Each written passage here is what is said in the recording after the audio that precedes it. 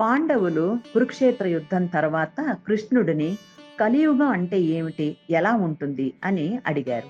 కృష్ణుడు విల్లు తీసుకుని 4 దిక్కులకు బాణాలు వేసి నలుగురు పాండవులను బాణాలు తీసుకురమ్మని చెప్తాడు. బాణం కోసం వెళ్ళిన వాళ్ళు చూసిన దృశ్యాలు దానికి కృష్ణుడు ఇచ్చిన వివరణ.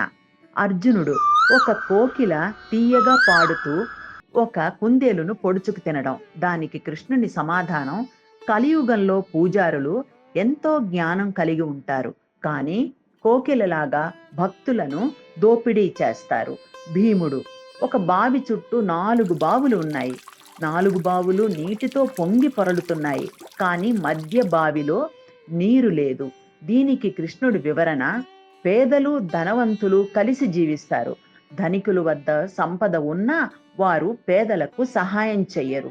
నకులుడు: ఆవు దూడను గాయపరిచేటట్టు శుభ్రం చేయడం.